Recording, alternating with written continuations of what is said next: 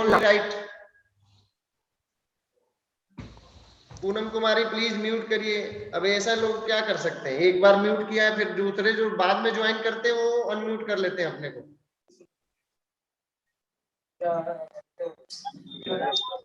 Sir mute yourself sir. Sir आप अपनी तरफ से सबको अनम्यूट कर दो। मैं कर चुका भाई, 2 बार कर चुका, लेकिन जो अभी ज्वाइन कर रहे हैं ना, जो लोग लेट ज्वाइन करते हैं फिर उस पे वो कानून लागू नहीं होता। सर ये ऐसे बार बार तंग करते रहेंगे अनम्यूट कर करके। मैं भी तो बार बार म्यूट नहीं कर सकता ना यार हर बार। सबको अनम्यूट करो। आप म्यूट कर दिया, ऑल म्यूट कर दीजिए सर। मैं कर लेता हूँ, आप दोबारा से कर। अब इसके बाद जो ज्वाइन करेगा वो अनम्यूट कर लेता है। दोबारा ज्वाइन एंट्री बंद कर देना ना सर। सर पढ़ाई जारी रखिए सर। एंट्री ब्लॉक कर दीजिए सर। नहीं ये फिर फ्रिक्शन कॉज होगा, चलने देते हैं। आप थोड़ा सा अवॉइड करिए इस चीजों को, चलता है, लेकिन समझदार लोगों के लिए क्या बताएं। सर आप कंटिन्यू करो, सर आप कंटिन्यू करो।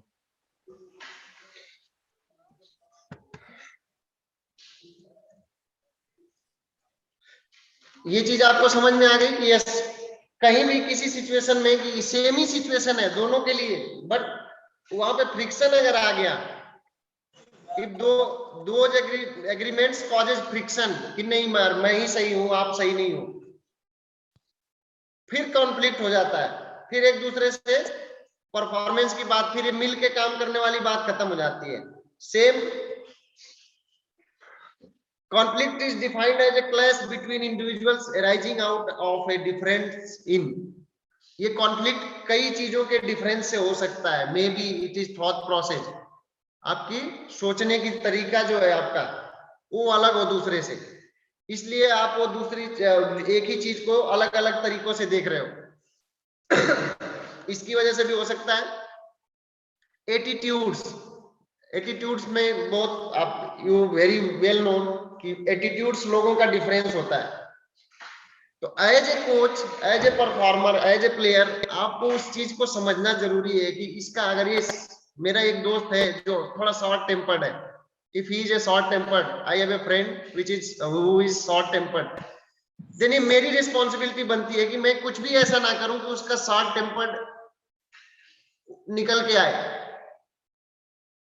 तभी हमारे दोनों के अंदर स्टैंडिंग बनी रह सकती है। उसको बार बार, अगर मैं उसको बार बार उसको क्लिक करूंगा कि वो बार बार शॉर्ट टेम्पर्ड हो, बार बार गुस्सा करे, बार बार कुछ बोले, उससे क्या होगा, अपने आपस में लड़ाई होगी। तो इस तरह की चीजें अगर एटीट्यूड से रिलेटेड है, अंडरस्टैंडिंग, किसी की कम है किसी की ज्यादा है अंडरस्टैंडिंग, तो अंडरस्टैंडिंग के डिफरेंस से भी कॉन्फ्लिक्ट राइज हो जाते हैं। इंटरेस्ट, मेरा दूसरा काम करने का, फॉर एग्जाम्पल घरों में इंटरेस्ट, छोटे बच्चों का है कि मैं भाई I will see the channel, that cartoon channel, है ना। मदर्स का है कि नहीं, दे विल सी द जो आते हैं बाकी वो क्या धारावाहिक वगैरह, है ना। फादर्स का है कि नहीं, I will see the news channel, है ना। तो इंटरेस्ट अलग अलग है, उसकी वजह से क्या हो, कॉन्फ्लिक्ट, कभी फादर और बच्चों में लड़ाई हो रही है ना, कभी मदर्स और बच्चों में लड़ाई हो रही है। क्यों? क्योंकि वो अपने इंटरेस्ट के ऊपर लड़ रहे हैं कि ये चीज चलनी चाहिए। सब्जेक्ट कौन सा? वजह से कई बार ऐसा, yes Yashwant ji please mute. इसकी वजह से क्या होता है, इंटरेस्ट जब क्लैश करने लगते हैं तो कॉन्फ्लिक्ट क्रिएट हो जाते हैं।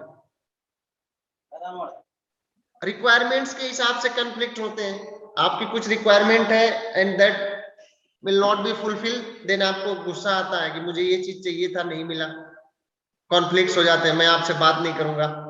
फादर से कुछ आपने डिमांड्स करी, आपके रिक्वायरमेंट्स के समझ में आई, फादर्स ने उसको मना कर दिया, then you have to conflict arises there कि आप बस मेरी कोई बात नहीं मानते हैं, मेरी कोई बात नहीं सुनते हैं मेरे पापा, मैं उनसे बात ही नहीं करूंगा। उनसे मन के अंदर थोड़ा सा खटास सी हो जाए, that is the conflict only, कि मैं वहां पे फ्रिक्शन ले आ रहा हूं, आप भी कुछ बोलोगे तो मैं नहीं करूंगा। इस तरह की चीजें। समटाइम्स परसेप्शन, आप किसी चीज को कैसे परसीव कर रहे हो, कैसे देख रहे हो, उसके हिसाब से disagreement. Some common conflict situation in sports are खेल के अंदर भी कुछ कॉमन चीजें हैं, हमने कोशिश किया है उनको कलेक्ट करने की। Disagreement from participants over a penalty और इंफ्रिजमेंट, कई बार you know it is very true, आपस में डिसएग्रीमेंट हो जाता है ओवर ए पेनाल्टी, कोई भी penalty, any penalty umpire has awarded and participants gets disagreement, conflict. एक टीम कहती है जिसके फेवर में हो गया कि नहीं सही है, दूसरी टीम कहती है कि नहीं इन्होंने गलत बजा दिया, कॉन्फ्लिक्ट हो गया, इंफ्रिजमेंट। और उसकी वजह से क्या होता है कि आप अपना मेंटल लूज करते हो, temporal, and you are not able to perform well. Perceived bias shown by the coaches in the eyes of participants, खिलाड़ियों को ये बहुत क्रिटिकल पॉइंट है, perceived bias shown by the coaches. Coaches को बहुत सतर्क रहना चाहिए एज ए, क्योंकि आप प्लेयरों के ना मेंटोर हो, you are the one ideal. अगर कहीं भी खिलाड़ियों को, पार्टिसिपेंट्स को या ट्रेनीज को ऐसा शो हुआ, ऐसा परसीव हुआ कि नो कोच साहब तो इन दो को बहुत ज्यादा मानते हैं, they are taking too care of that two person only, they don't bother about us। हमारे बाकी खिलाड़ियों को अगर ऐसा लगा कि नहीं ये तो दो ही के बहुत केयर करते हैं, हमारे बारे में नहीं सोचते हैं, है ना, वो उनके फेवरेट हैं, ये है वो, ऐसी सिचुएशन में एक कॉन्फ्लिक्ट आ जाता है। That person, that player will not come to you open heartly. ऐसी सिचुएशन में अगर उसको लग गया कि नहीं कोच साहब तो क्या बोलते हैं उसको, पार्शियलिटी करते हैं, कोच साहब उसका फेवर करते हैं, मेरा फेवर नहीं करते, तो ऐसी सिचुएशन में प्रॉब्लम क्रिएट होती है, कॉन्फ्लिक्ट आ जाते हैं। Frustration shown by participants as a result of their level of performance और कंपटीशन रिजल्ट। यस, आप भी इसको एक्सपीरियंस किए होंगे, आपकी परफॉर्मेंस बहुत अच्छी है, आप you are a good performer, लेकिन बट कई बार होता है अच्छी परफॉर्मेंस नहीं आई, बॉल नहीं रुक रही है आपसे, आपका दिन अच्छा नहीं, आप फ्रस्ट्रेशन में क्या करते हो, कॉन्फ्लिक्ट लेके आते हो कि नहीं तेरी वजह से गलत हो गया। या कंपटीशन का रिजल्ट आप देखो, हारी हुई टीम, बहुत सारे argument, so many arguments are there whenever you lose a match. ऐसी सिचुएशन में जहां टीम हार रही हो, as a coach your responsibility is more than that other day when team is winning. Losing के टाइम पे, when team is losing the match, at that time you have to more careful about that conflict management।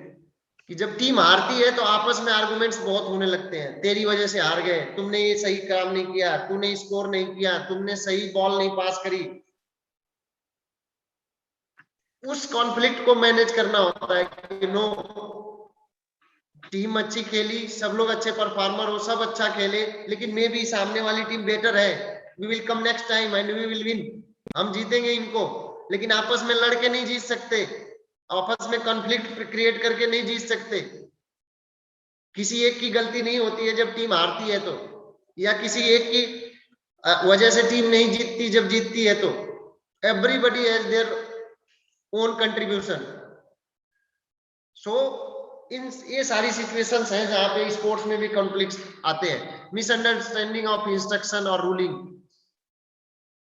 Misunderstanding हो गई, conflict हो गया, match चल रहा है, coach ने राइट डायरेक्शन दिया, खिलाड़ी प्रेशर में है, लेफ्ट में चला गया, कोच ने उसको गुस्सा करा, बोल दिया तुम्हें सुनाई नहीं देता, तुम क्यों, मैं इधर बोल रहा हूं तो उधर जा रहा है।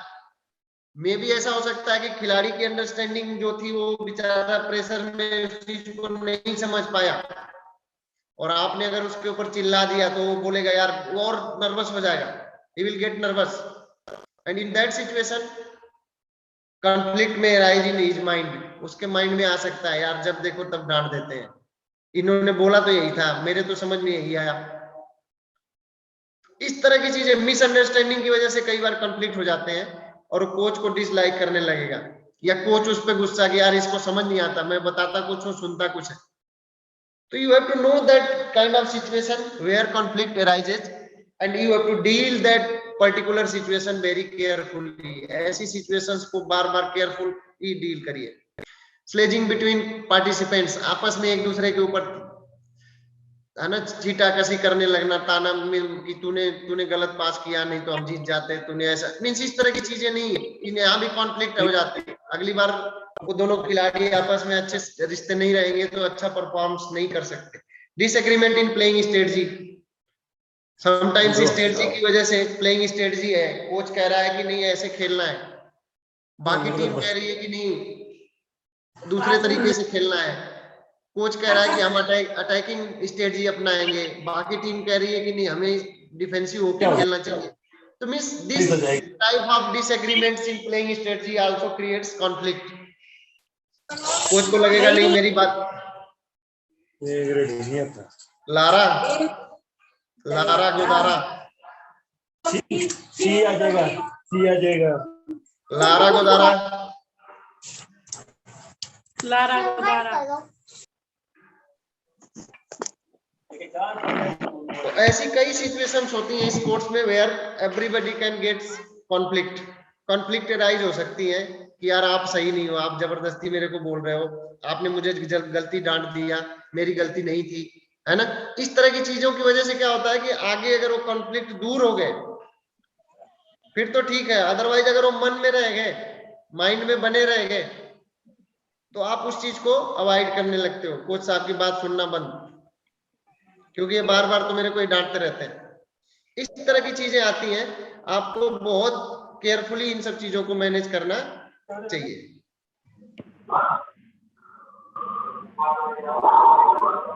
एंड व्हाई कॉन्फ्लिक्ट मैनेजमेंट, क्यों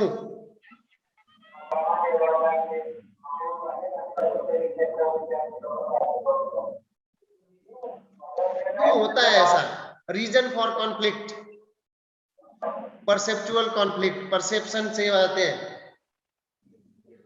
perceptual conflicts are the result of a mutual misunderstanding, आपस की misunderstanding. Most of the parent coach conflicts are in the perceptual area. कई जगह होता है कि कोच पेरेंट्स के बीच में परसेप्शन अलग अलग होती है, कोच किसी और नजरिए से देख रहा है, पेरेंट्स को अपने बच्चे के उसमें, है ना, लाड़ प्यार में लग रहा है कि नहीं यार मेरा बच्चा तो बहुत अच्छा है। पेरेंट्स को कभी अपने बच्चे की जो परफॉर्मेंस एनालिसिस है वो सही नहीं हो पाती, तो उस समय कॉन्फ्लिक्ट आ जाते हैं। और ऐसी सिचुएशन में परसेप्चुअल कॉन्फ्लिक्ट नंबर 1 पे, यस, आपका देखना समझना, कैसे आप सिचुएशन को देख रहे हो।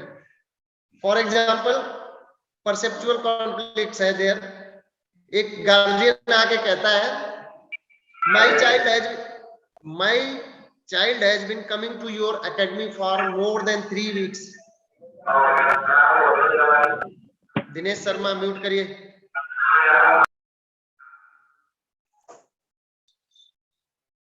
Academy for more than 3 weeks and I feel there is no improvement in her technique. I feel that you do not give appropriate time attention to her.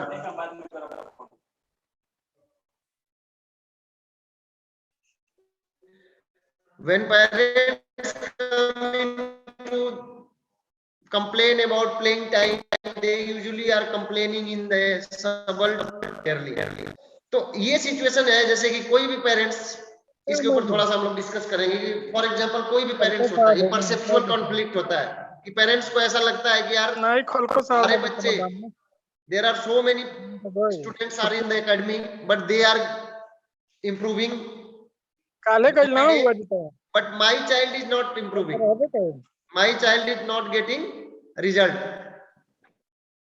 And reason उसको क्या लगता है, कोच लग रहा है इसके ऊपर ध्यान नहीं दे रहा, बाकी लोगों के ऊपर ध्यान दे रहा है, मेरे बच्चे को इग्नोर कर रहा है। इस सिचुएशन में, ऐसी सिचुएशन बहुत टाइम आती है जब छोटे बच्चों की ट्रेनिंग में आप डील करते हैं, you are preparing the beginners, बहुत सारे चाहिए।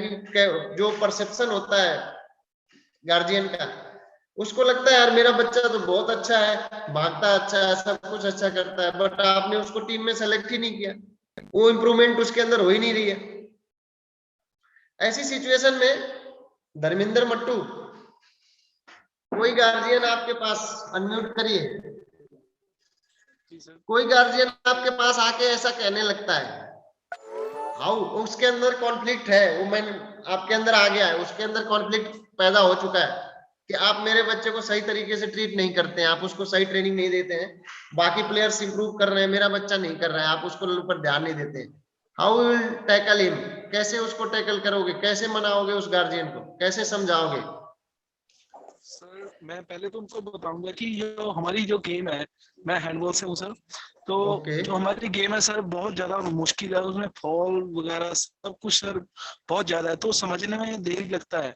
तो हर बच्चे को टाइम अकॉर्डिंग ही, अगर 2 वीक्स हुआ है तो सर 2 वीक्स बहुत कम है, तो उनको समय तो लगेगा ही सर समझने में, तो उनको टाइम देना पड़ेगा कम से कम। ओके एक एक एक इनका तरीका है कि ये कहेंगे कि भाई अभी 3 हफ्ते से, मैं वो बोल रहा हूँ कि 3 हफ्ते से बाकी लोग आ रहे हैं, वो इम्प्रूव कर रहे हैं, मेरा बच्चा नहीं कर रहा है, आप इसके ऊपर ध्यान नहीं दे रहे हैं, बाकियों पे ध्यान ज्यादा देते हैं, वो ब्लेम कर रहे हैं आपको, कॉन्फ्लिक्ट, उनका परसेप्शन बोल रहा है ये एक ही साथ हमने सबने भेजा था, बाकी सब तो अच्छा कर रहे हैं, आप तो, मेरा बच्चा अच्छा नहीं कर रहा है। या फिर मान लो इसी चीज को थोड़ा बढ़ा देते हैं, साल हो गई, 1 साल हो गया ट्रेनिंग करने के लिए। बारे में बताऊंगा सबसे पहले। हो सकता है ना उस बच्चे में इंटरेस्ट ही ना हो सर, वो इंटरेस्ट के साथ ही नहीं खेलता हो, तो इसमें कोच क्या करेगा? सर आप क्या बोलोगे सब बच्चे बच्चों को? की लर्निंग प्रोसेस सबकी अलग अलग होती है ना सर, किसी के सीखने की क्षमता बहुत धीरे होती है। मैं पूछूंगा, आप घबराइए लोग, मैं 2-4 लोगों से बात करूंगा। मैं ये कह रहा हूँ कि आप देखिए कि डील करने का, कॉन्फ्लिक्ट मैनेज करने का आप लोगों के अंदर भी होता है ना? Everybody manage the conflict somehow, कहीं ना कहीं किसी न किसी तरीके से हर कोई मैनेज करना जानता है, थोड़ा बहुत अपने से करने की कोशिश करता है। मैं वो तरीके निकालने की कोशिश की, यस आप क्या करोगे, है ना? तो आप रियाज अहमद, आप क्या बोल रहे थे, आप कैसे करोगे टैकल? टैकल कैसे करेंगे? हाँ, उस गार्जियन को क्या बोलोगे? वो कह रहा है कि साहब जी हमारे बच्चे 3 हफ्ते से 4 हफ्ते से आपके पास आ रहे हैं, जो दूसरे बच्चे हैं वो तो बहुत अच्छा कर रहे हैं, मेरा बच्चा बहुत अच्छा है। नहीं वो बच्चा करेगा, लेकिन टाइम लगेगा, 3 वीक उसके लिए कम है, तो हो सकता है कि मुझे थोड़ा टाइम और दें आप। इम्प्रूवमेंट करने के लिए टाइम मोस्ट थोड़ा इम्पोर्टेंट टाइम है। और लेगा, 3 हफ्ते और 3 हफ्ते में चलो वो मैंने इम्प्रूव वो कर टाइम लेगा। दे दिया, मैं अब 3 हफ्ते की बात नहीं कर रहा, मैं साल का बात कर रहा हूँ। 1 साल बाद गार्जियन आया और आपके ऊपर वो कॉन्फ्लिक्ट उसके मन में लेके आ गया, बोला साहब 1 साल से आप ट्रेनिंग करा रहे हो, बाकी लोग नेशनल खेल गए, मेरा बेटा नहीं खेला, आप इसको ट्रेनिंग नहीं कराते हो क्या? You are not bothering about my child, you are wasting the life of my child. नहीं ऐसा तो होगा नहीं, ऐसा तो होगा नहीं आपको। कैसे? ऐसा तो होगा नहीं, साल भर में इम्प्रूव नहीं आएगा, इम्प्रूवमेंट तो होगा इसी साल भर में उसमें। ठीक है, साल भर में इम्प्रूवमेंट आया है, नो डाउट आया है, लेकिन उसका परसेप्शन है कि यार दूसरे लोग नेशनल में चले गए, टीम लेके चले गए, इसको क्यों नहीं ले गए? फिर अगर इसके अंदर है तो वो आपके ऊपर कह रहा है, तो कह रहा है जो तीनों का कंपटीशन भी तो कराएंगे, तीनों उस लायक है नहीं है, तीनों में फर्स्ट सेकंड थर्ड कौन है, उनका पूरा रिजल्ट देखा जाएगा सर। तो वो तो समझ गया मैं, वो गार्जियन नहीं उस चीज को मान रहा ना, आप जानते हो कि गार्जियन सर कहेगा ना कि क्यों नहीं है, अपने रूल से चलेंगे, आप रूल से कितना भी चल लो, पर क्यों नहीं है? एक गार्जियन का ये टेकलिंग है, वो उसका ये रियाज अहमद की टेकलिंग है, ये बोलेंगे कि भाई मैं जानता हूं और मुझे पता है आपका बेटा इस लायक नहीं है, आप इसको टाइम चाहिए, चाहे जो भी लायक नहीं सर, लायक नहीं, अगर उसका बेस्ट, आपने कहा मेरे पास 10 बच्चे आए साल भर में 10 बच्चे के, ये तो नहीं है कि 10 के 10 ही चले जाएंगे, 10 में कहीं ना कहीं माइक्रो सेकंड का अंतर तो होगा, एक माइक्रो सेकंड। मैं उसको टैकल करने की बात कर रहा हूँ, वो नहीं समझ रहा गार्जियन, वो मानता है मेरा बच्चा नंबर 1 है। अच्छा जी, आप बताएं सर। अब मैं ज्यादा सिचुएशन की बात कर रहा हूँ ना, हम लोग उनसे नॉर्मल बात करेंगे कि आपका बच्चा ऑलरेडी नॉर्मल 1 है ना? तो इस तरह की सिचुएशन में जो टैकलिंग है वो बदल जाती है, कैसे आप मैनेज करते हैं? यस सविता, आप बताएं सर, आप बताएं नहीं मैं आप ही लोगों से, मैं भी आप ही लोगों से निकालूंगा ना, तभी पता चलेगा ना बेस्ट वे टैकलिंग क्या है, मैनेजमेंट कैसे करेंगे उस कॉन्फ्लिक्ट का, कैसे सिचुएशन को हैंडल करेंगे। There is complete rule regulations about, इसके लिए सर जो जितने भी कॉम्पिटिशन्स होते हैं उसके लिए रूल रेगुलेशंस होते हैं सर। अगर आप एक टूर्नामेंट क्रिएट करते हैं, एक कंपटीशन क्रिएट करेंगे, उसके बाद उसमें आप इवेल्युएट करेंगे उसकी एबिलिटी टेस्ट होगा सर। मैं मान गया, मैं आप समझ रहे हैं उस एबिलिटी टेस्ट को, गार्जियन नहीं समझ रहा ना भाई, वो कह रहा है कि आप ही के पास तो था, आपने एबिलिटी क्यों नहीं कराई इसकी? नहीं सर, तो मैं उससे सर, समय जैसे अपने हाथ की पांचों उंगलियां सेम नहीं होती, वैसे बच्चों में भी प्रैक्टिस कराया जाएगा, फिर आगे बढ़ने देगा। अगर इसका मतलब आप उस पेरेंट्स को बता रहे हो कि आपकी उंगली, आपका जो बेटा है वो बाकियों से छोटा है, ये नहीं कर सकता। वो बोलेगा भाई तब आपके पास की बात नहीं है, मैं ले लीजिए। अगर बेटे को ही करना होता तो मैं आपके पास क्यों ले आता? सर उस कंपटीशन में वो पीछे फर्स्ट सेकंड हुआ होगा, तभी तो रह गया है ना। चलिए ओके, मैंने ये क्वेश्चन छोड़ दिया। अब इस क्वेश्चन को आप सारे लोग समझिए, शाम को बात करेंगे इस पे कि किस तरह से टैकल करने चाहिए, है ना। कि अगर इस तरह की सिचुएशन आती है तो हमें एज ए परसेप्चुअल कॉन्फ्लिक्ट कहीं पे हो गया कि किसी को लगता है कि यार मेरे को वो साहब ने मुझे तवज्जो नहीं दी, मेरे बच्चों को तवज्जो नहीं दी, वो कुछ भी हो सकता है, रीजन कुछ भी लेके आ सकता है गार्जियन कि भाई मैं गरीब हूँ, मैं गरीब हूँ, आपने मेरा ऐसा सोच के सिलेक्शन नहीं किया। जो अमीर वाले हैं उनके बच्चों को ले गया, उनको तो खेलना भी नहीं आ रहा, उनको ऐसा भी नहीं आ रहा, या फिर जो भी है, क्यों नहीं कर रहे हैं आप एप्रोप्रिएट। इस तरह की ये बहुत कॉन्फ्लिक्ट इस तरह की सिचुएशन में आते हैं। डीलिंग बताएंगे, शाम को करेंगे डिस्कस इसको।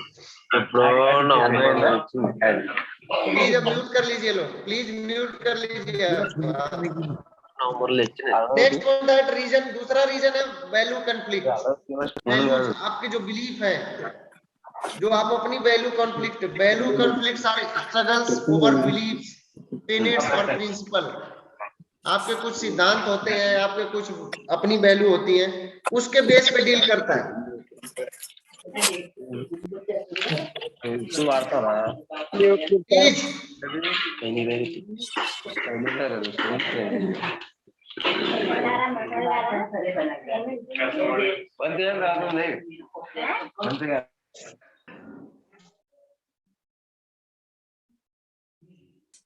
हेलो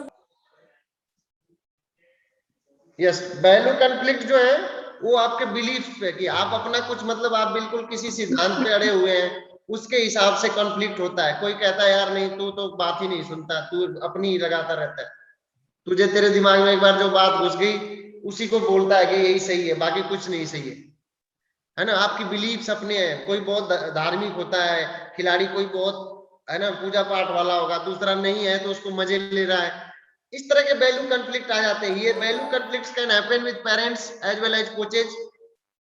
पेरेंट्स के साथ भी हो सकता है, कोचेज के साथ भी हो सकता है, प्लेयर्स सपोर्ट स्टाफ के साथ हो सकता है। आपके उनकी कुछ और वैल्यू है जिसमें आप नहीं करते, उनकी बिलीफ कुछ अलग है।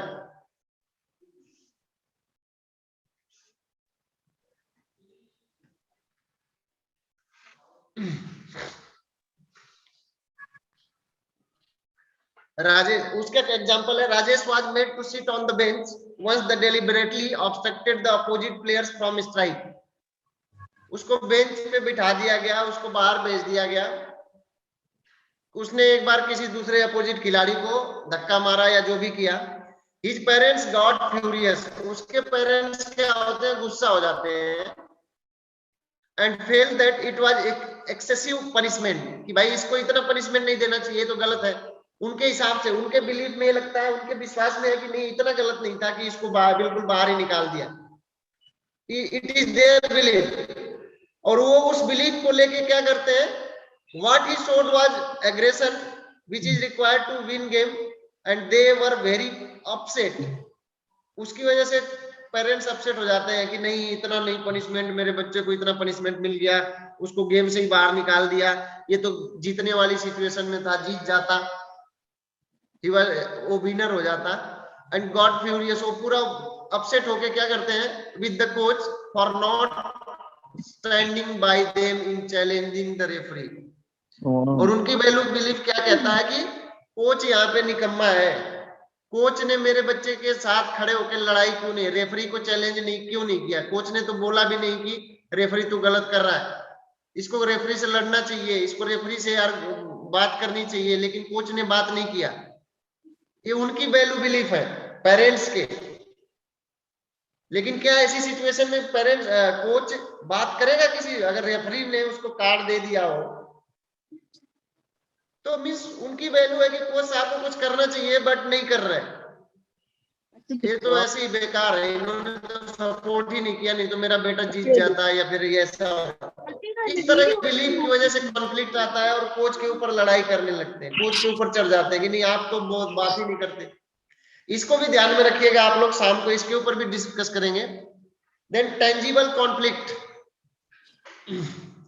Tangible conflicts are those that can be measured, shared और काउंटेड। मतलब मेजर शेयर की जाए, ये इसके अंदर मनी होता है, पर्सनल बेनिफिट्स होता है और फैसिलिटीज होती है।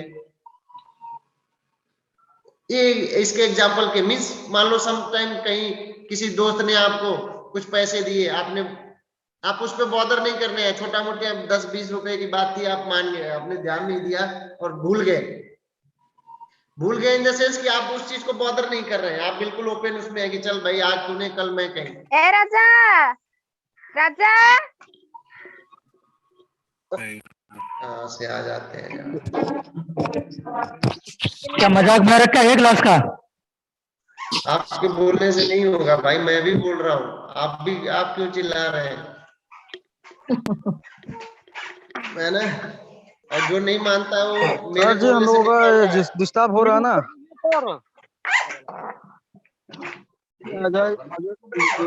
बबीता जी, बबीता नायक,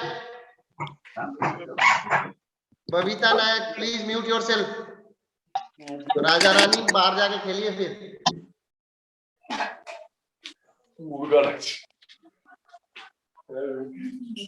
ऑल आर जस्ट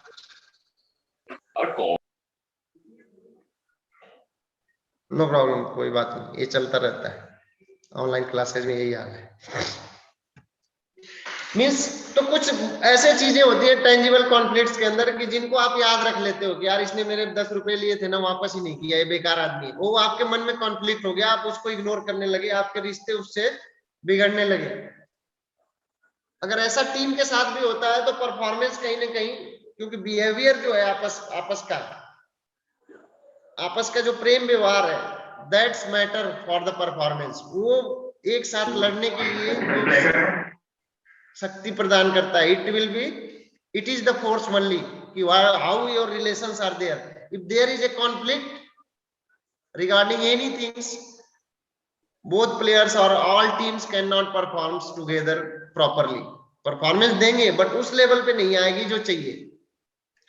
तो टेंजिबल कॉन्फ्लिक्ट्स में बहुत सारे पर्सनल बेनिफिट्स हो गए।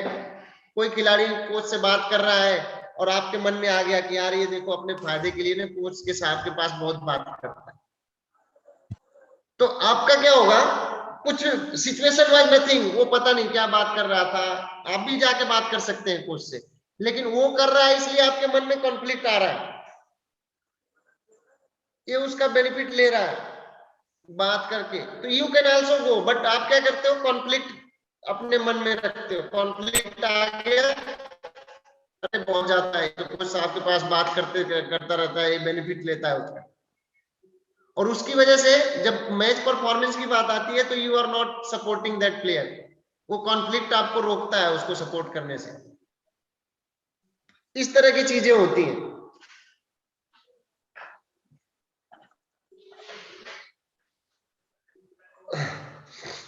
टेंजिबल कॉन्फ्लिक्ट में miss A is a coach for the girls school swimming team and Mr. B is the coach for boys school swimming team. Inter-school competition is to be begin next week and both of them want to use the swimming pool from 5 AM to 8 AM in the morning for practice. दोनों लोग girls के miss A and mister B, एक लोग girls के coach है और एक boys के, और कंपटीशन की वजह से दोनों लोग चाहते हैं कि स्विमिंग पूल को हम लोग मॉर्निंग टाइम में 5 से 8 बजे के बीच यूज करें। This has led to a conflict between the two of them. Timing की वजह से उन दोनों लोगों के बीच में कि भाई 5 से 8 के बीच का टाइमिंग है, दोनों लोगों को वही टाइमिंग चाहिए, जिसकी वजह से आपस में दोनों लोग टकराने लगते हैं। अब जिसकी ताकत ज्यादा होगी, जिसका ताकत इन द सेंस कि जिनका रिसोर्स अच्छा होगा, वो दूसरे को शिफ्ट कर देगा और वो कॉन्फ्लिक्ट क्रिएट कर देगा। कोचेज के अंदर तो होगा ही होगा कि यस ये उसको एडवांटेज मिल गया, उसने फैसिलिटीज का यूटिलाइजेशन कर लिया, इस स्विमिंग पूल इसी का है क्या? इसकी जो मर्जी चाहता है कर लेता है, या फिर जो मर्जी चाहती है मैडम कर लेती हैं, हम लोगों को अवॉइड कर दिया जाता है। और वो इफेक्ट बच्चों तक जाता है कि नहीं, लड़कियों को लगेगा कि यस वी आर सुपीरियर, मुझे 5 से 8 चाहिए था, टाइम मिल गया, बॉयज को 8 के बाद मिला। और उसकी वजह से कहीं ना कहीं परफॉर्मेंस इफेक्ट करती है, दोनों के रिश्ते खराब होते हैं, रिलेशंस प्रॉब्लम क्रिएट करती हैं, और that conflicts lead to team performance. वो उसकी वजह से कहीं ना कहीं प्रॉब्लम क्रिएट होती है, जिसकी वजह से वो पूरी परफॉर्मेंस नहीं देता। Interpersonal conflict, interpersonal conflict, it is my and you, अपने आपस में की feeling about you as a person, this is a conflict about my feelings about you as a person, कि मेरी सोच क्या है आपके प्रति। And it is more, interpersonal conflict is the most often the secondary result of another conflict। कोई दूसरी चीजें हुई, जैसे फॉर एग्जांपल मैंने पीछे दिया आपको कि भाई किसी ने कुछ ले लिया आपसे, उसकी वजह से आपने क्या किया, इंटरपर्सनल, आपने उसके प्रति बिलीफ बनाना शुरू कर दिया कि ये बंदा सही नहीं है। अब वो 10 रुपए नहीं लौटाया, उसकी वजह से उसके बाकी जो कैरेक्टर है उस पे भी आप कॉन्फ्लिक्ट क्रिएट करते हो कि इसने वो पैसे के माने में भूल गया, नहीं लौटाया, बाकी चीजों में अच्छा है, बट आपका क्या परसेप्शन है, आप इंटरपर्सनल कॉन्फ्लिक्ट को कैसे बढ़ा लेते हो कि नहीं यार ये बंदा अच्छा नहीं है, इसलिए उसके बाकी काम भी अच्छे नहीं होंगे। तो misunderstanding and ego are the biggest reason for interpersonal conflicts in sports. And misunderstanding and ego, these are the biggest reason for interpersonal conflict in sports। Sports में इस तरह की सिचुएशन बहुत आती है ना, आपकी कुछ मिसअंडरस्टैंडिंग हो गई है ना, अच्छा खिलाड़ी हो, I am a superior, you are the inferior, you are the junior, I am the senior, है ना। इस तरह की चीजों को एज ए कोच आपको हमेशा ऑब्जर्व करके रखना चाहिए, and you have to manage all those conflicts so that you can, for example आपको याद होगा जब सौरव गांगुली कप्तान होते थे टीम इंडिया के, एट दैट टाइम, है ना, Greg Chappell was the coach, वो नए कोच आए थे Greg Chappell, and at that time he was a great coach of the world, उनको बहुत अच्छा कोच मान के, बट बिलीफ और उनकी जो परसेप्शन और जो भी कॉन्फ्लिक्ट थे, उसकी सोच अलग थी कि मैं इस तरह से काम करूंगा, उनकी सोच अलग, खिलाड़ी उसमें फिट नहीं बैठ रहे, सारा कुछ नहीं हो रहा। इसकी वजह से क्या हुआ, क्योंकि सौरव गांगुली उस समय कप्तान थे, कोच और कप्तान के रिलेशंस खराब, इंटरपर्सनल कॉन्फ्लिक्ट पैदा हो गई, है ना, और उसकी वजह से बहुत सारे डिस्ट्रक्शन आए थे टीम में उस समय। 2007 का वर्ल्ड कप भी हार गए, है ना, उस समय वहां तक पहुंच के। तो ये सारी चीजें थी कि इंटरपर्सनल कॉन्फ्लिक्ट की वजह से कोच की रिक्वायरमेंट्स अलग हो रही हैं, कोच के जो बिलीफ हैं वो अलग हो रहे हैं, कप्तान का बिलीफ अलग है, उसके साथ खिलाड़ियों में कुछ खिलाड़ी इधर जुड़ रहे हैं, कुछ खिलाड़ी उधर जुड़ रहे हैं, जिसकी वजह से पूरी टीम डैमेज हो जाती है, प्रॉब्लम क्रिएट होती है। और ये सिचुएशन उस समय बहुत सुर्खियां बनी थी, पेपर वगैरह में भी आया था कि कोच ने ऐसा कहा, कप्तान ने ऐसा, इवन सौरव गांगुली को कप्तानी भी छोड़नी पड़ी थी। तो all are these due to that interpersonal conflict.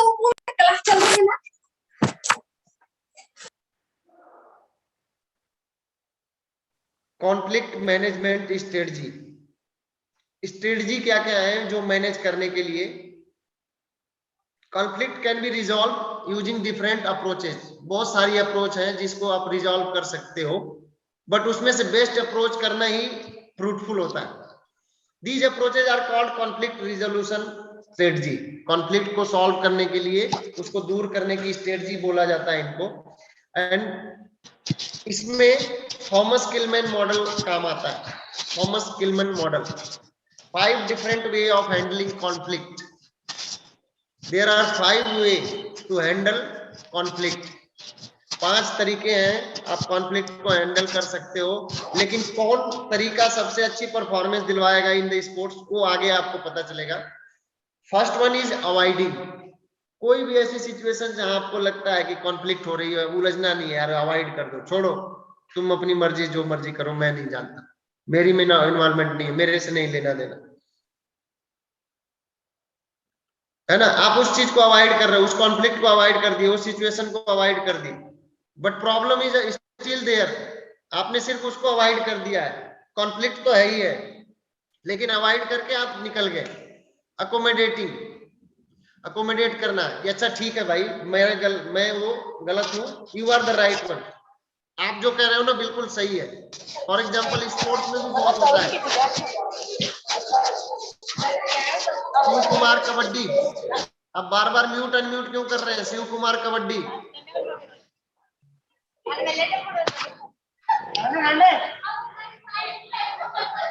Sir सभी को अनम्यूट कर दीजिए प्लीज आप।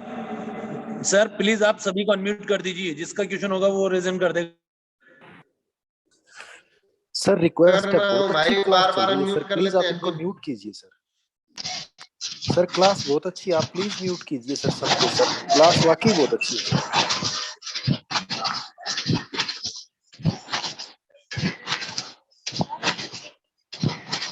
सर।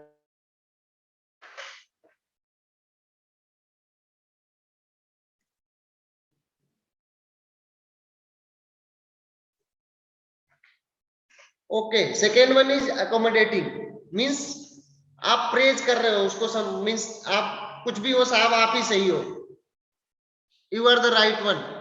आप उसको अकोमोडेट कर रहे हो, उसको मतलब जानते हो कि नहीं मेरा विचार कुछ है, मैं खुद कुछ कहना चाहता हूं लेकिन साहब कह रहे हैं इसलिए सब सही है, बढ़िया है, साहब गुस्सा ना हो मेरे से, मेरा सीनियर है, अच्छा खिलाड़ी है तो मेरे से नाराज ना हो, वो जो मर्जी कहता है करेंगे। उसको एकोमोडेट करना मीन्स, सिंपल वर्ड में अगर मैं कहूँ तो जैसे बोलते हैं ना लोग कि थोड़ा गलत लगेगा बोलने में, लेकिन तो जस्ट कि किसी चीज को ये जानते हुए कि ये गलत है फिर भी चल भाई तू आप ही से सब कुछ है, आप सही हो, एकोमोडेट करना, उस वे में कॉन्फ्लिक्ट नहीं आने देना कि मैं सब चीज मानने के लिए तैयार हूं साहब, आप जो मर्जी कहो, तो लड़ाई होने की बात ही खत्म। एकोमोडेट कर रहे हैं आप, गलत सही जो भी हो। कंप्रोमाइजिंग, सेम उसी से थोड़ा सा रिलेटेड, कंप्रोमाइज कर लेते हैं आप कि चलिए थोड़ी आप मेरी सुन लीजिए, मैं आपकी थोड़ी सुन लेता हूं, दोनों की बात नहीं मानी जा रही है लेकिन इतने पे कंप्रोमाइज कर लेते हैं आप, इतना मेरे जैसे फॉर एग्जांपल ये सिचुएशन आती है स्पोर्ट्स में बहुत बार, कोचेज के सामने कंप्रोमाइजिंग सिचुएशन में जाते हैं। फॉर एग्जांपल कोई टीम ऑर्गेनाइज कर रही है टूर्नामेंट, इवन यूनिवर्सिटीज वगैरह के बहुत बुरे हाल होते हैं, आप लोग देखे होंगे, जानते होंगे कि कंप्रोमाइजिंग सिचुएशन में आ जाते हैं कि आप होस्ट हो, मेरी टीम क्वालिफाई करा देना है कि नहीं, मैं अब अगली बार आपको करा दूंगा। या फॉर एग्जांपल सिलेक्शन कराने जाते हैं, भाई चार तू अपने रख ले, 2 मेरे भी रख ले, सो दैट कि कॉन्फ्लिक्ट ना आए। अगर आप बिल्कुल राइट होके कहेंगे कि नहीं अच्छी टीम बननी है, मैं तुम्हारे एक भी बंदे उसके लायक नहीं है, और 0 सिलेक्शन करूंगा तो कॉन्फ्लिक्ट आ जाएगा कि यार तू अपने आप को बहुत तुर्रम खा समझ गया, मैं बोल रहा हूं मेरा एक बंदा रख ले, मेरा एक बच्चा रख ले, वो भी नहीं रख रहा। तो इस तरह की चीजें होती है। कंप्रोमाइजिंग सिचुएशन में भी कॉन्फ्लिक्ट को दूर किया जाता है, बट उस लेवल की परफॉर्मेंस, कहीं ना कहीं टीम की परफॉर्मेंस कंप्रोमाइज होता है इस तरह की चीजों से। कंपीटिंग मीन्स आप खुद ही मतलब सब कुछ अपने आप को समझते हो, you are not going to agree with anybody, किसी का बात नहीं सुनना है, किसी से मानना नहीं है, मैं जो बोल रहा हूं बिल्कुल सही है, मैं अपने आप को ही प्रूव करके दिखाऊंगा। Then fifth one is collaboration. Collaboration means yes discussion also, समझना भी है, मानना भी है, जो सही है उसी के ऊपर जाना है। तो this is the way, these 5 way are there. आपको आगे इसमें मिलेगा कि कैसे ये परफॉर्मेंस को करते हैं डिफर। यहाँ पे 2 पैरामीटर्स हैं, असर्टिवनेस एंड कोऑपरेटिवनेस। और आपने देखा ये 5 तरीके जो हैं, अवॉइडिंग के, है ना, अकोमोडेटिंग के, कंप्रोमाइजिंग के, कॉम्पिटिंग के एंड कोलैबोरेटिंग के, ये परफॉर्मेंस की कसौटी पे, थॉमस किलमन मॉडल में परफॉर्मेंस की कसौटी पे इसको कसा गया है। It is shown on that there are 2 variables, that is cooperativeness and assertiveness, where we judge the conflict management, कैसे conflict manage किया जाता है दोनों वेरिएबल्स पर। तो सबसे पहले आप जान लीजिए assertiveness क्या है, the degree to which you try to satisfy your own concern during conflict। assertiveness वो डिग्री है, वो अमाउंट है कि आप कितना मतलब जोर शोर से कितना किस डिग्री तक आप ये चाहते हैं कि अपने कंसर्न को सेटिस्फाई किया जाए ड्यूरिंग कॉन्फ्लिक्ट, कि भाई जो मैं कह रहा हूं that is the correct one. दूसरा है cooperativeness. Cooperativeness, the degree to which you try to satisfy the others individual concern during conflict। Cooperativeness का जो पैरामीटर है उसमें आप ये देख रहे हो कि दूसरे को कितना सेटिस्फाई किया जा सकता है। असर्टिवनेस में क्या देखते हो कि मुझे ज्यादा से ज्यादा कितना सेटिस्फाई होना है, that is the thing.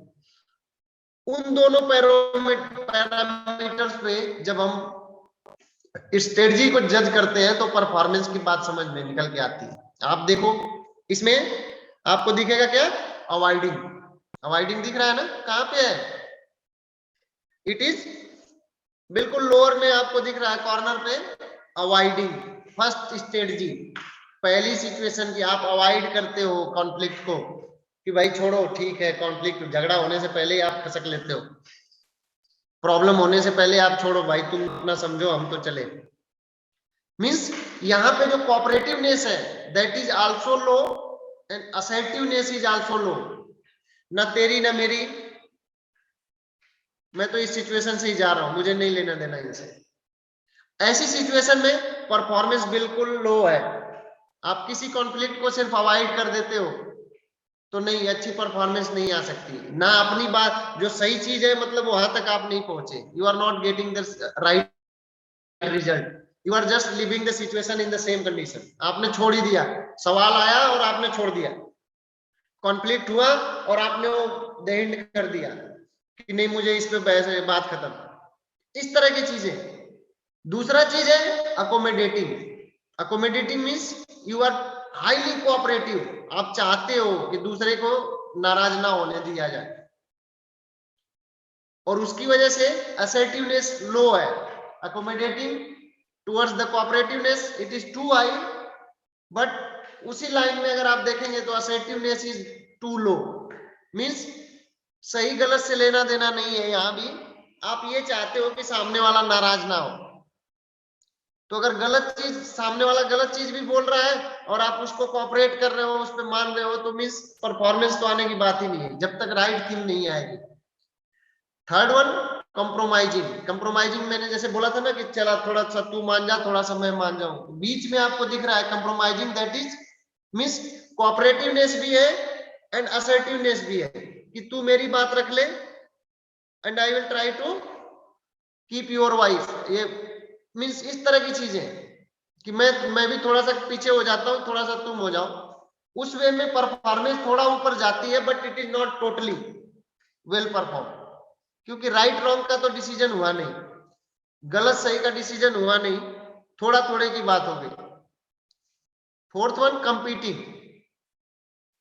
Competing में मैंने जैसा बोला it is too assertive, assertiveness is too high, कि भाई जो मैं बोल रहा हूं ना वही सही है, आप जो मर्जी बोलिए वो गलत है, आप जो मर्जी करिए वो गलत है। ऐसे में आप अपने आप को तो प्रूफ कर लेते हैं, लेकिन सामने वाला उस चीज से सेटिस्फाइड नहीं होता, इसलिए परफॉर्मेंस फिर रह जाती है, वो आपके साथ परफॉर्म कोऑपरेट नहीं कर पाएगा, वो आपके साथ परफॉर्म कहीं भी स्पोर्ट्स में अच्छी परफॉर्मेंस नहीं दे पाएगा, वो कहीं ना कहीं उसके माइंड में रहेगा कि ये अपनी बात मनवाता है ऐसे। लेकिन फिफ्थ वन इज कोलैबोरेटिंग। आप कोलैबोरेटिंग देख रहे होंगे ऊपर कॉर्नर में, जहां पे असर्टिवनेस भी आई है एंड कोऑपरेटिवनेस भी आई है। Means who is the right, that will be the things. मैं दो बंदा हूं, मैं असर्टिवनेस पे आई जा रहा हूं और कोऑपरेटिवनेस पे आई जा रहा हूं, दोनों तरफ, कि भाई अगर मैं गलत हूं तो आई विल एक्सेप्ट इट, तू मेरे को बस ये प्रूफ दे दे कि मैं गलत हूं, और जब तू देगा तो मैं मान जाऊंगा कि मैं गलत हूं। वो सिचुएशन भी है, और ये सिचुएशन भी है कि मैं तुम्हें प्रूफ दे रहा हूं तो आप मान जाओ कि आप गलत हो। तो अगर जब इस तरह की सिचुएशन बनती है, इस तरह का कॉन्फ्लिक्ट मैनेजमेंट आता है कि yes, whenever there is a correct thing will come, everybody will agree with that correct situation. सबको मान लेना होगा कि वो सही सिचुएशन वही है, वही डिसीजन माना जाएगा और उसी तरीके से होगा। तो that is the best way. Now strategy avoiding, first उसी के बारे में अभी बात, उसका बस आप देखो सिंपल सी बात, कछुआ क्या करता है, अवॉइडिंग सिचुएशन में जाता है। कहीं जा रहा है, उसको थोड़ा सा भी कहीं कॉन्फ्लिक्ट सिचुएशन आई, वेयर ही गेट्स फ्रिक्शन, वो अवॉइड कर लेता है। ओके, मैं अपने आप को सुरक्षित कर लेता हूं, बाकी जो सिचुएशन है वो निकल जाएगी, तब बाहर निकलूंगा। That is the way. Strategy 1 avoiding, जैसा आपको देखा आपने पक्षियों करता है। लीव वेल एंड अलोन, कि छोड़ो, जो अच्छा है, बुरा है, कुछ अच्छा होने वाला था नहीं हुआ, और चलेगा, लेकिन मैं अकेले ठीक हूं भाई, जिस हालत में हूं वही ठीक है, मेरे को बहुत कुछ परफॉर्म करने की जरूरत नहीं है, मुझे बहुत कुछ पाने की जरूरत है। In this case individual does not pursue his her own concern और those of the other person, किसी का भी कंसर्न पे सोचते विचारते नहीं है, simply they does not address the conflict, side stepping, postponing, withdrawing, वो विड्रॉ कर लेते हैं कि रहने दो यार, मुझे ये गेम नहीं खेलना, मैं चलता हूं यहां से। इवन आप लोग देखिए, पढ़ते हैं, परफॉर्मेंस देते हैं, आपके एग्जाम आने वाले होंगे, सो मेनी टाइम्स मन में विचार आता है यार पढ़ाई कर ले, नहीं तो फेल हो जाएंगे, बट क्या करते हो, यू आर जस्ट पोस्टपोनिंग, नहीं अभी 4 दिन है, कल पढ़ लेंगे, means you are avoiding that situation, उसको सॉल्यूशन नहीं निकाल रहे हैं। If you will get the solution, then it means you will start the study, start the reading, and that will be the performance, that will decide your performance in the exam. But if you are avoiding the situation, then definitely at last you will get the poor result, अच्छा performance नहीं आएगा।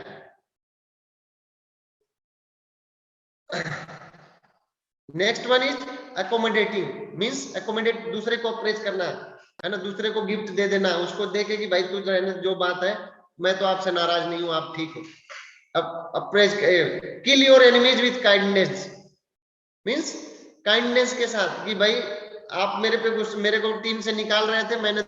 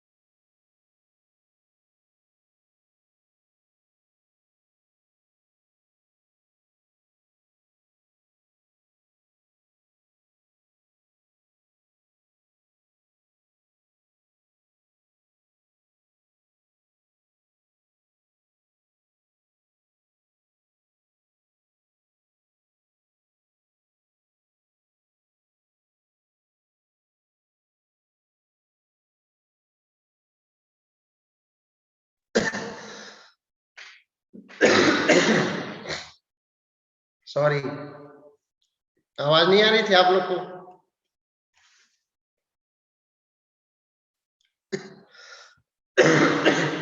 Next one, compromising, win win situation दोनों के लिए। Best suited for issue of intermediate importance, find an expedient mutually acceptable solution that partially satisfy both party. कुछ ऐसे solution पे जाना जहां पे स्प्लिट द डिफरेंसेस, कि मीन्स आप उन डिफरेंसेस को, कहीं इस बात पे मैं एग्री नहीं हूं तो चलो उसको छोड़ देते हैं, लेकिन किसी एक सॉल्यूशन पे आके आना। फॉर एग्जांपल देखो, आप आजकल जो लीडर्स बहुत सारे पार्टियों में इधर से उधर ये कंप्रोमाइजिंग स्ट्रेटजी अपनाते हैं कॉन्फ्लिक्ट्स रिजॉल्विंग के लिए, कि मैंने कब क्या कहा था उसको भूल जाइए, चलिए आज की बात करते हैं, अभी क्या करना है उसकी बात करते हैं, बाद में देखेंगे कब क्या कहा था नहीं कहा। The strategy of compromising involves finding an acceptable resolution that will party but not entirely satisfy the concern of all parties involve. लेकिन सबका कंसर्न उसमें सेटिस्फाइड नहीं होता, सारे लोग खुश नहीं होते, बट कंप्रोमाइज करके सब लोग एक साथ चलते हैं। ऐसी सिचुएशन में भी स्पोर्ट्स में बहुत हाई परफॉर्मेंस नहीं आ जाती, जब आप कंप्रोमाइज